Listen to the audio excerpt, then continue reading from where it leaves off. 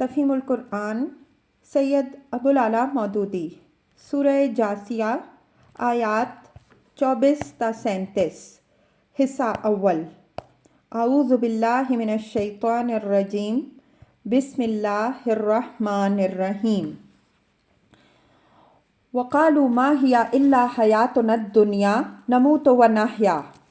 یہ لوگ کہتے ہیں کہ زندگی بس یہی ہماری دنیا کی زندگی ہے، یہی ہمارا مرنا اور جینا ہے۔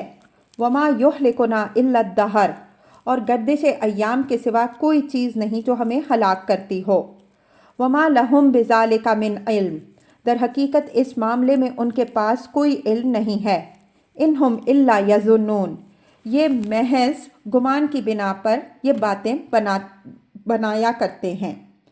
تفسیر، یعنی کوئی ذریعہ علم ایسا نہیں ہے جس سے ان کو بتحقیق یہ معلوم ہو گیا ہو کہ اس زندگی کے بعد انسان کے لیے کوئی دوسری زندگی نہیں، اور یہ بات بھی انہیں معلوم ہو گئی ہو کہ انسان کی روح کسی خدا کے حکم سے قبض نہیں کی جاتی ہے، بلکہ آدمی محض گردش ایام سے مر کر فنا ہو جاتا ہے۔ منکرین آخرت یہ باتیں کسی علم کی بنا پر نہیں بلکہ محض گمان کی بنا پر کرتے ہیں۔ علمی حیثیت سے اگر وہ یہ بات کریں تو زیادہ سے زیادہ جو کچھ کہہ سکتے ہیں وہ بس یہ ہے کہ ہم نہیں جانتے کہ مرنے کے بعد کوئی زندگی ہے یا نہیں، لیکن یہ ہرگز نہیں کہہ سکتے کہ ہم جانتے ہیں کہ اس زندگی کے بعد کوئی دوسری زندگی نہیں ہے۔ اسی طرح علمی طریقے پر وہ یہ جاننے کا دعویٰ نہیں کر سکتے کہ آدمی کی روح خدا کے حکم سے نکالی نہیں جاتی، بلکہ وہ محض اس طرح مر کر ختم ہو جاتا ہے جیسے ایک گھڑی چلتے چلتے رک جائے۔ زیادہ سے زیادہ جو کچھ وہ کہہ سکتے ہیں وہ صرف یہ ہے کہ ہم ان دونوں میں سے کسی کے متعلق یہ نہیں جانتے کہ فی الواقع کیا صورت پیش آتی ہے۔ اب سوال یہ ہے کہ جب انسانی ذرائع علم کی حد تک زندگی بعد موت کے ہونے یا نہ ہونے اور قبض روح واقع ہونے یا گردش ایام سے آپ ہی آپ مر جانے کا یکساں احتمال ہے، تو کیا وجہ ہے کہ یہ لوگ امکان آخرت کے احتمال کو چھوڑ کر حتمی طور پر انکار آخرت کے حق میں فیصلہ کر ڈالتے ہیں؟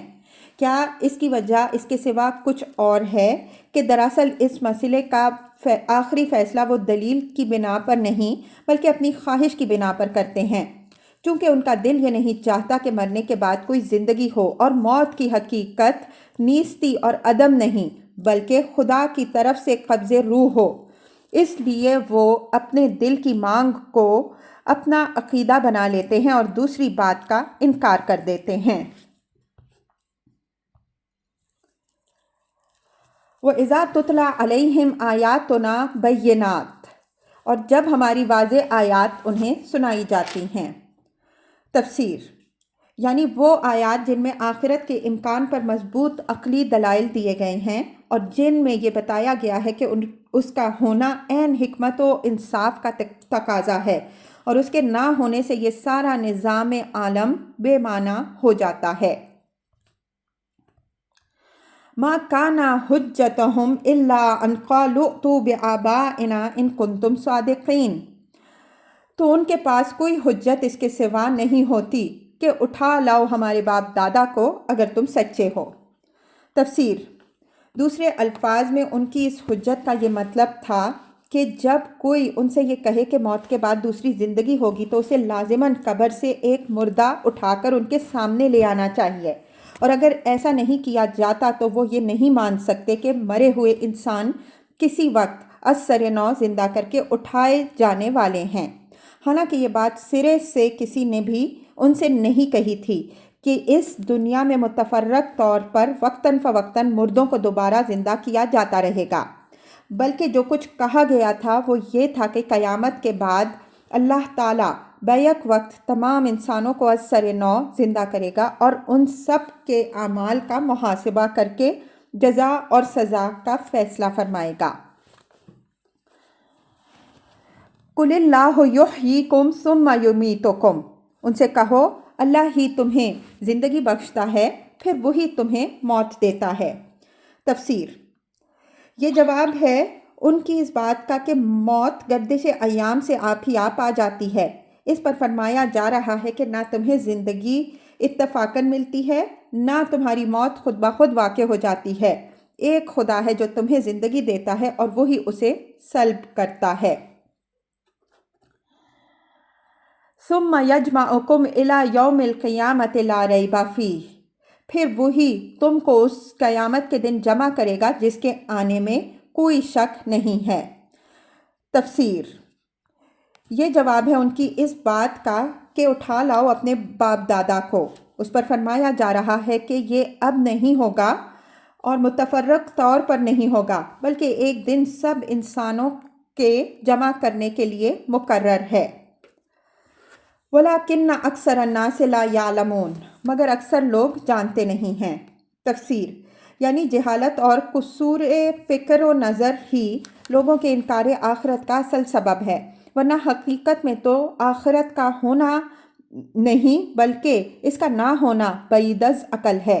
کائنات کے نظام اور خود اپنے وجود پر کوئی شخص صحیح طریقے سے غور کرے تو اسے خود محسوس ہو جائے گا کہ آخرت کے آنے میں کسی شک کی گنجائش نہیں۔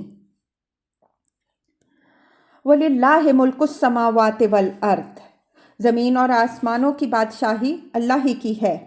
تفسیر: سیاق و سباق کو نگاہ میں رکھ کر دیکھا جائے تو اس فقرے سے خود بخود یہ مفہوم نکلتا ہے کہ جو خدا اس عظیم الشان کائنات پر فرما روائی کر رہا ہے، اس کی قدرت سے یہ بات ہرگز بعید نہیں ہے کہ جن انسانوں کو وہ پہلے پیدا کر چکا ہے انہیں دوبارہ وجود میں لے آئے۔ وَيَوْمَ تَقُومُ السَّاعَةُ يَوْمَئِذٍ يَخْسَرُ الْمُبْطِلُونَ، اور جس روز قیامت کی گھڑی آ کھڑی ہوگی اس دن باطل پرست خسارے میں پڑ جائیں گے۔ وَتَرَى كُلَّ أُمَّةٍ جَاثِيَةً، اس وقت تم ہر گروہ کو گھٹنوں کے بل گرا دیکھو گے۔ تفسیر: یعنی وہاں میدان حشر کا ایسا ہول اور عدالت الہی کا ایسا روب طاری ہوگا کہ بڑے بڑے ہیکڑ لوگوں کی اکڑ بھی ختم ہو جائے گی اور عاجزی کے ساتھ سب گھٹنوں کے بل گرے ہوئے ہوں گے۔ کل امت تدعی الی کتابہا، ہر گروہ کو پکارا جائے گا کہ آئے اور اپنا نامہ اعمال دیکھے۔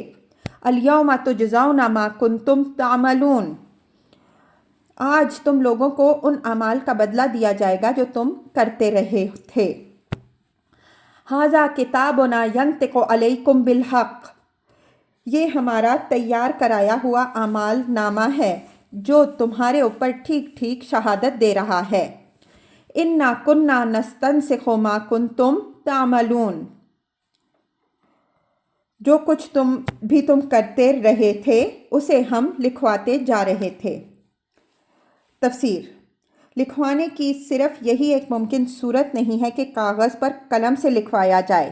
انسانی اقوال و افعال ثبت کرنے اور دوبارہ ان کو بعینیہ اسی شکل میں پیش کر دینے کی متعدد دوسری صورتیں اسی دنیا میں خود انسان دریافت کر چکا ہے، اور ہم تصور بھی نہیں کر سکتے کہ آگے اس کے اور کیا امکانات پوشیدہ ہیں جو کبھی انسان ہی کی گرفت میں آ جائیں۔